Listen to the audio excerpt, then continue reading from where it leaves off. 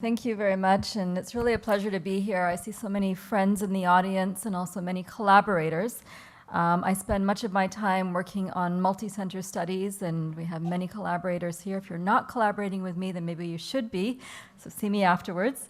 I also wanted to just mention I have a couple of different jobs. I direct the Pediatric MS and Neuro-Immunology Center at the Massachusetts General Hospital. I run a laboratory and also see adult patients with neuroimmunological disorders at the Brigham.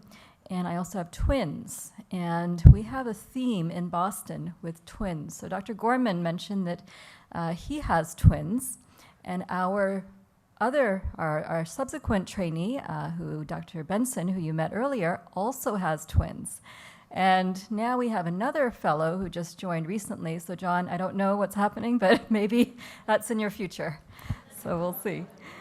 I just wanted to talk a little bit about MOG, and this is an emerging story. So this is sort of the new kid on the block in terms of neuroimmune disorders. And what is MOG? So MOG is myelin oligodendrocyte glycoprotein. So that is quite a mouthful, MOG. So we'll just call it MOG for short. And this is a protein which is present in the myelin sheath. So your nerves, which are like electrical wires, are covered with an insulating rubber-like substance, which is really myelin, and that contains both lipid and fat, and also some proteins. And one of these proteins is MOG, and there are several others. There's MAG, there's PLP, there's lots of catchy names, myelin basic protein. But MOG is one that's present on the outermost surface of that myelin sheath. And so that means that it's available, and the immune system might see this protein, and so it might start to attack it in the right or wrong situation. So a big advance in the past 10 years or so has been the identification of MOG antibodies. And in fact, there have been several attempts to create assays and to look for antibodies to various proteins in the myelin sheath. And MOG was one of the most successful. And that is not an easy feat. So it's very hard to create an antibody assay because antibodies they're not very frequent, they're hard to find. You have to have the right protein conformation, three-dimensional protein conformation, and so that takes a very specialized cell-based assay in the situation of MOG. And so that's why it's not easy to find these proteins. The cell-based assay was first developed here at Harvard with Kai Wucherpfennig and Kate McLaughlin, and then it subsequently has been modified and improved and become even more sensitive and specific. But this has helped the field. And if we're talking about how we can advance many of these neuroimmunological disorders, this has helped the field to identify more people who have the MOG antibody. And this is just a picture from how these assays have been further developed, and this myelin oligodendrocyte glycoprotein has a long tail, and that was cut off, and that makes it more specific and sensitive for what we think are neuroimmune demyelinating disorders. So this has really led to now a lot of doctors and people being able to test for these MOG antibodies. The MOG antibodies are found both in adults and children, but are more prevalent in children. And that's very important and interesting and also very relevant to my practice, especially when I see kids. And this assay became available about a year and a half ago in the United States, so MOG antibody testing. It was available prior to that in Europe, so it's kind of interesting. It was developed here. It became a relatively commercially available test in Europe, but then was not available until about a year and a half ago in the United States. So there's been, I think this is how assays roll out, but very important that now we are able to test for this. We currently use a Mayo Clinic-based assay, which follows all those rules. It's cell-based. It has a short-length MOG. It's the best assay that we think identifies patients. So now we can test for this, and we see that the MOG antibody is present in people who have what we were classifying and maybe should still classify as MS. And you've heard about MS today, clinically isolated syndrome, which just basically means it's a first attack of what we think is a demyelinating disorder, which might develop into MS in the future. You've heard of ADEM. acute disseminated encephalomyelitis, an NMO, and also transverse myelitis. So the MOG antibody is present amongst all these different conditions in different frequencies, and it's sort of a chameleon in some ways. It just adapts, and there's different forms that it takes on depending on the situation, whether it's in younger people or in adults. And in adults, you can see here that there's a higher proportion in general of people with MS. Only 4% compared to 27% had MOG antibodies. And there is also a proportion of patients with NMO and transverse myelitis who have MOG antibodies. And I think we're also leaving out optic neuritis in this graph in particular, and optic neuritis can also have MOG antibodies. So one of the early studies that we did many years ago, and this was now with a different form of testing for MOG antibodies, but still pretty specific, found that there were MOG antibodies in patients, especially kids with ADEM. And then subsequently, we found that MOG antibodies were present in children who we thought had pediatric MS, but I think now as definitions have moved on, these have been refined, and we think that these kids probably had a relapsing disorder that looked like MS, but we're going to call it something different. There have been MOG antibodies identified in kids with optic neuritis, and this is from a colleague in Austria and Germany, with ADEM followed by optic neuritis, and also in neuromyelitis optica spectrum disorders. So NMO, and Dr. Levy gave a wonderful talk on NMO, and so you know that it is mainly a condition in which patients present with optic neuritis and transverse myelitis. About 70% on average have aquaporin 4 antibodies. About 30% are aquaporin 4 antibody negative.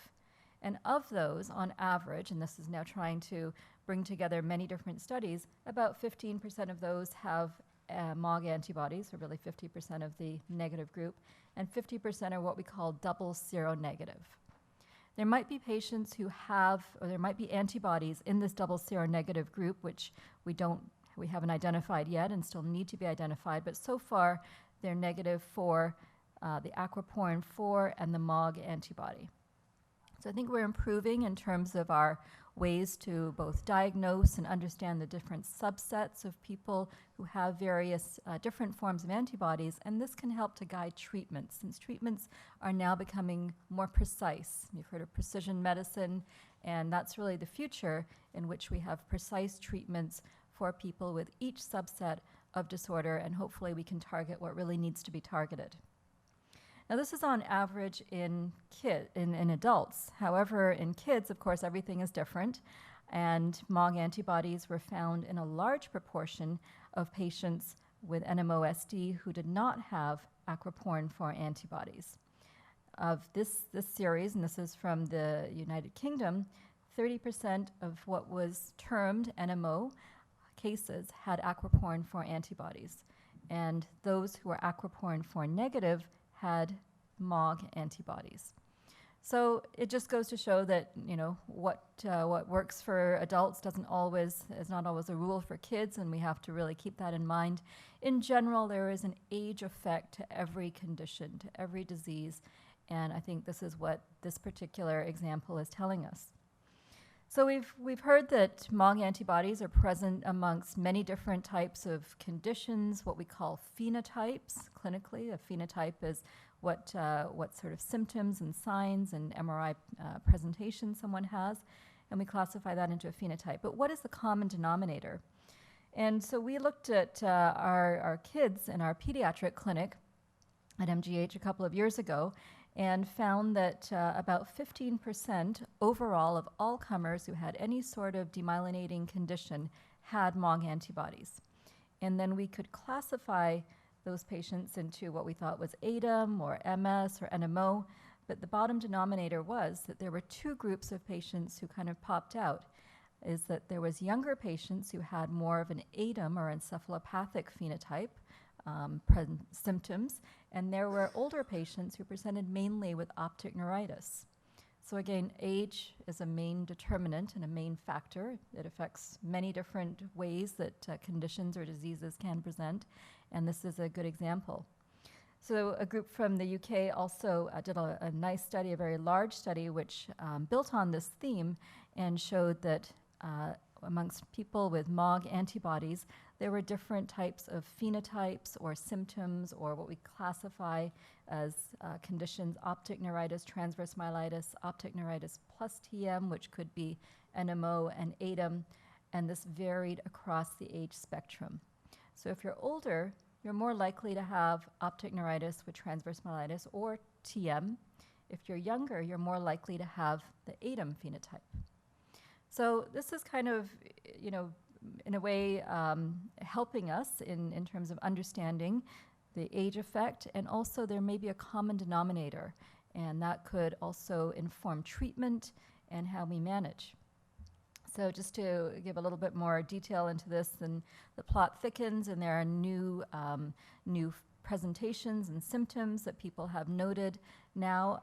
There's been over 400 papers now on MOG antibody syndromes since about 2010, so it is an emerging area, and now that people are testing, there's more and more case reports about what this really means and looks like. So amongst children, again, we have these different symptoms. Seizures can also be present in especially kids with MOG antibodies, what we call meningeal lesions, or kind of a meningitis type of picture, also present, and then recurrent forms of optic neuritis in older people. So some of the MRI features can look a lot like what we term NMO or transverse myelitis, and there can be both longitudinally extensive transverse myelitis as well as short lesions. And so again, this is the great chameleon. It presents in many different ways, many different phenotypes, and including NMO and TM.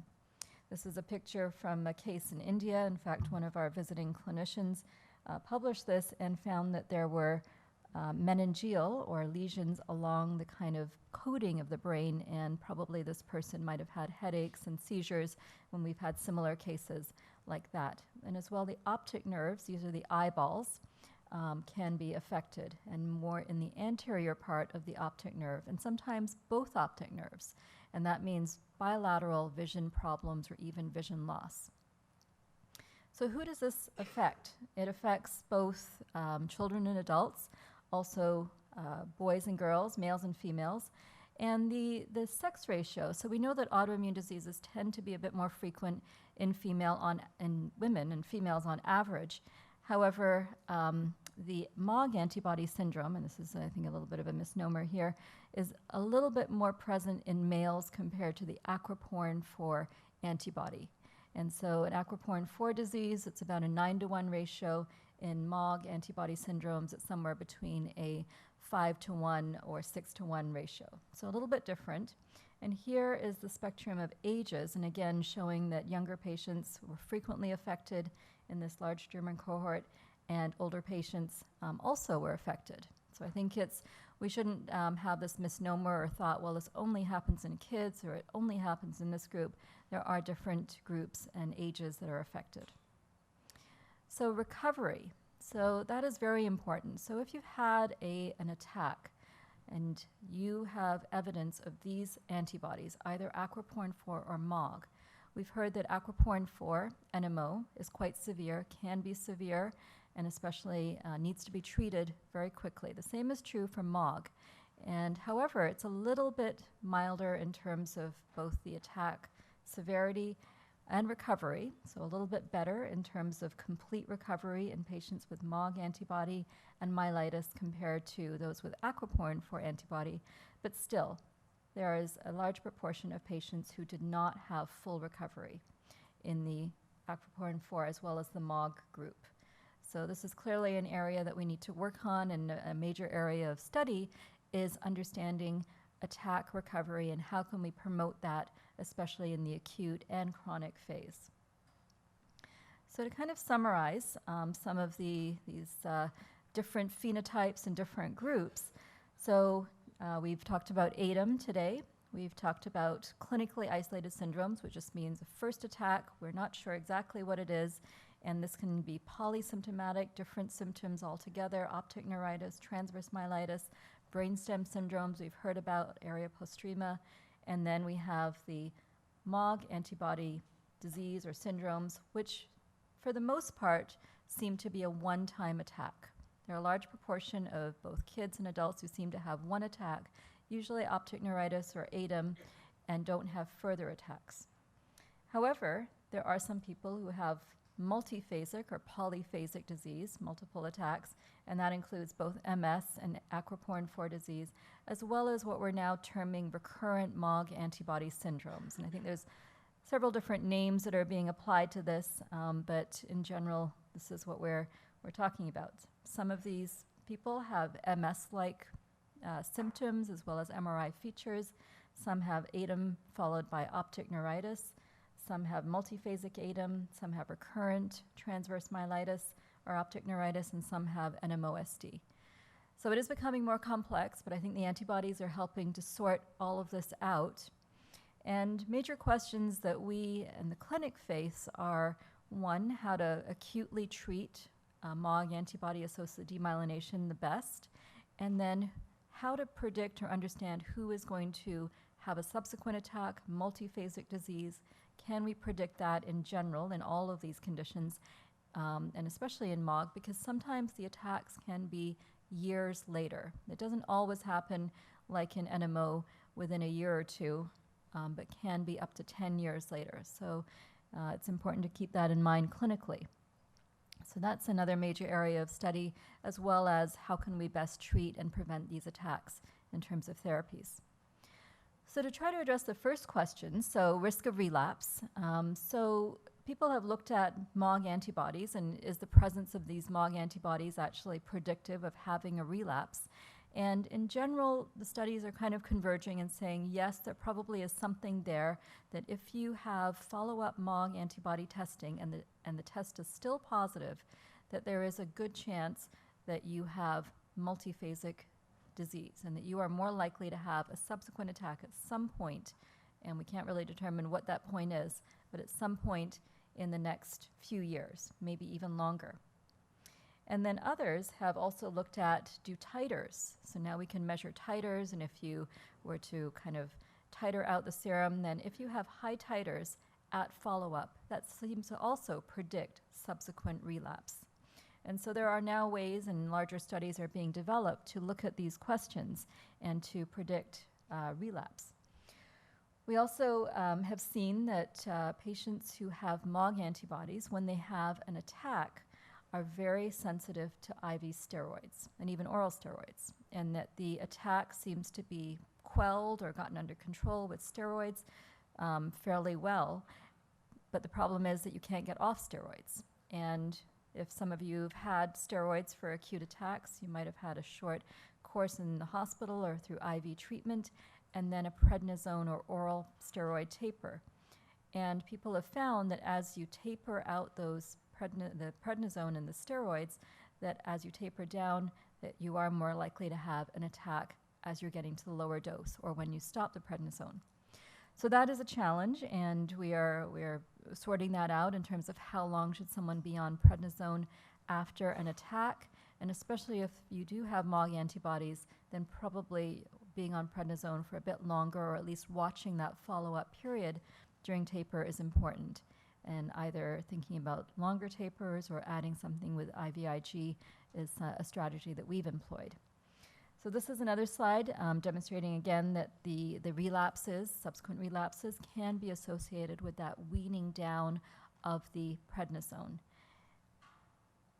So what about longer term treatment? So once we or your doctors have established that there is a multiphasic condition, disease, then what treatment should you be on? And some of the themes that have been emerging is that MOG is an antibody-associated condition, which is a lot like aquaportin 4 NMO. Also, antibodies seem to play a very, very important role. In MS, people have been searching for many years, but have not come up with a well-defined antibody for MS. So MS seems to be a little bit different. And all of that gives us insight into how we should be treating antibody-associated conditions compared to non-antibody predominant or associated conditions. So like NMO, aquaportin 4 associated disease, patients with MOG don't seem to recover or be treated well with interferon beta. And there are some reasons for that. Interferon beta might promote B cells and also not quell the right cell populations as well. So other strategies, and we're kind of borrowing from some of the lupus literature and other conditions, again, antibody-associated syndromes, where azathioprine and mycophenolate seem to have a better response overall. Rituximab also seemed to have a better response in patients with MOG antibody-associated syndromes. However, there were some patients who continued to have attacks. And another treatment that has been used both in the acute phase as well as longitudinally to prevent new attacks is something called IVIG, or intravenous gamma globulin. And that's giving a whole bunch of antibodies which help to quell or kind of get the immune system under control, and might be introducing some good antibodies that are also naturally protective. So we are still learning as a community, but out of the treatments, I think we've learned some lessons that these are ones that may work in particular, and we do need further therapeutic development in this area. So for any clinicians who are out there in the audience, or even just to kind of understand how we approach treatment, at least at my center, is to start with a course of IV steroids or methylprednisolone, and then a prednisone wean for probably up to 12 weeks. It is challenging to be on steroids for a long time, and we know that there are side effects that can emerge. So that is sometimes mitigated by starting IVIG in the short term to help get off the steroids. We do recommend monitoring for MOG antibodies, and every 6 months seems like a reasonable time point at this juncture. And if they are persistent, especially in someone who's had a first attack, then this might portend or predict having a second attack somewhere down the road and getting on protective therapy.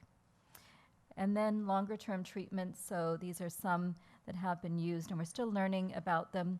I will say in my clinical experience, there have been patients who've done fairly well on these treatments. There are some who have continued to have attacks and relapses.